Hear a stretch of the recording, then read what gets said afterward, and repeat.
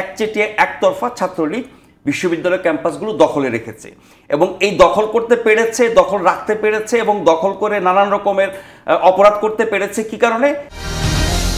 ঢাকা বিশ্ববিদ্যালয়ে আসলে গত 16 বছর ধরে একচেটিয়াভাবে ছাত্রলীগ রাজনীতি করে গেল এবং সেই সময় কোনো রকমের সেখানে বিএনপিকে ঢুকতে দেওয়া হয়নি, অন্য কোনো রাজনৈতিক দলকে ঢুকতে দেওয়া হয়নি। আমরা দেখেছি যে আসলেও নুরুল হক নূরের উপর অসংখ্যবার নানাভাবে অত্যাচার করা হয়েছে। ছাত্রদল তো আসলে ছিলই না, ছিল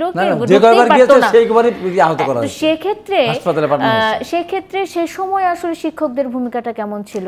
দেখেন, আমরা এই 16 বছর, আপনি শুধু ঢাকা বিশ্ববিদ্যালয় বলছেন, বাংলাদেশের কোন বিশ্ববিদ্যালয়টা বাকি ছিল যেখানে ছাত্রলীগের রাজত্ব কায়েম হয় নাই, যেখানে ছাত্রলীগের দখল, চাঁদাবাজি, নির্যাতন এবং অন্য কোনো সংগঠন, ছাত্রদল তো অনেক বড় সংগঠন, ছোটখাটো সংগঠনও ওইসব ক্যাম্পাসে কাজ করতে পারে নাই।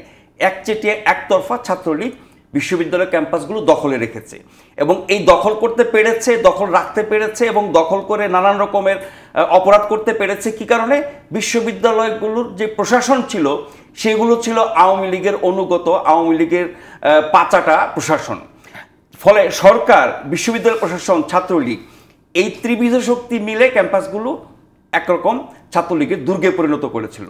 তখনকার শিক্ষক, তখনকার উপাচার্য, তখনকার শিক্ষক সমিতি বা আরও যত কর্তৃপক্ষ আছে বিশ্ববিদ্যালয়ের, সেটি বিভাগ থেকে শুরু করে হল এবং প্রশাসনিক ভবন পর্যন্ত সব ক্ষেত্রেই আওয়ামী লোকজন ছিল বলে এগুলোর কোনো প্রতিকার হয় নাই।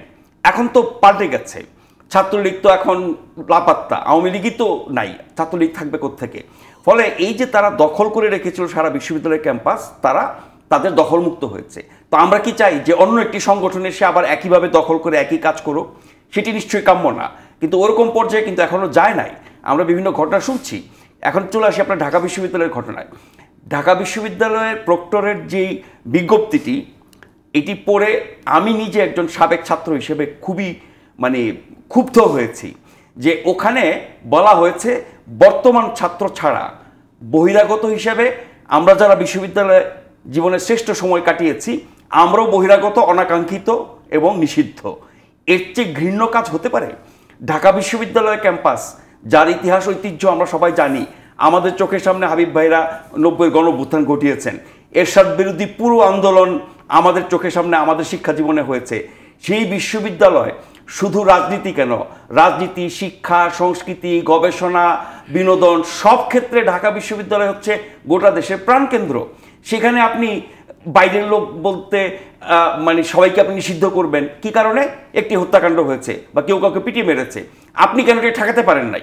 আপনি একটি হত্যাকাণ্ড ঠেকাতে পারেন নাই, সেখানে আপনি সবাইকে নিষিদ্ধ করে দিচ্ছেন, সাময়িক হোক আর যেভাবেই হোক না কেন। এটা খুবই আপত্তিজনক ঢাকা বিশ্ববিদ্যালয় ক্যাম্পাসে যে ইতিহাস ঐতিহ্য সেই বিবেচনায়। এখন আসি যেটা হাবিব ভাই বললেন, যে ঢাকা বিশ্ববিদ্যালয়ের অন্যান্য বিশ্ববিদ্যালয়ের মতো উপাচার্য থেকে শুরু করে সেনেট, সিন্ডিকেট এবং সকল পর্যায়ের প্রশাসনের আওয়ামী লীগের লোকজন ছিল যারা সরকারের তাবেদারি করত, সরকারের পদলেহনকারী ছিল একরকম।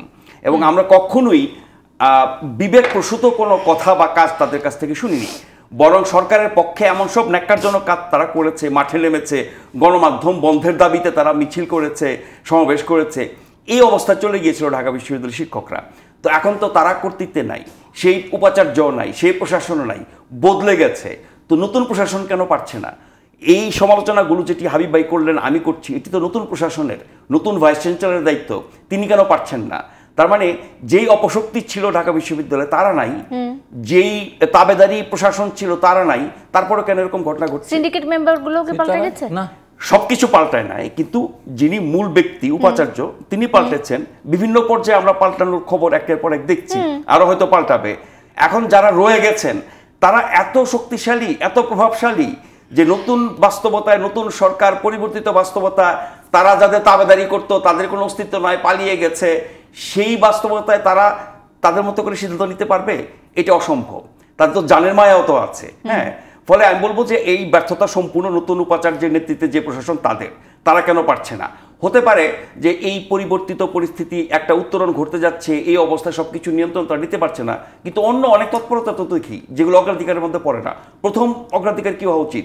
ঢাকা বিশ্ববিদ্যালয়ের ক্যাম্পাস শান্তিপূর্ণ থাকবে, শিক্ষা গবেষণা সকল কার্যক্রম ঠিকমতো চলবে, সব ছাত্র শিক্ষক কর্মকর্তা কর্মচারী নিরাপদে থাকবেন এবং বিশ্ববিদ্যালয় একটা খোলা জায়গা, এটা অবারিত থাকবে সবার জন্য।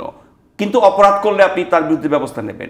আপনি এরকম নিষিদ্ধ করে দেবেন, সাবেক ছাত্রদেরকে আপনি আপনার অবাঞ্ছিত ঘোষণা করবেন, একরকম বহিরাগত বলবেন, এটা তো কাম্য হতে পারে না। ফলে এটা মূলত ঢাকা বিশ্ববিদ্যালয় প্রশাসনের ব্যর্থতা। আমি আবারও বলছি, কেন তারা ব্যর্থ হলো সেই ব্যাখ্যা নিশ্চয়ই তারা দেবেন, কিন্তু এর জন্য আপনি আগে সরকারকে দায়ী করলে হবে না, কারণ আগে সরকারের কোনো কিছুই তো এখন নাই।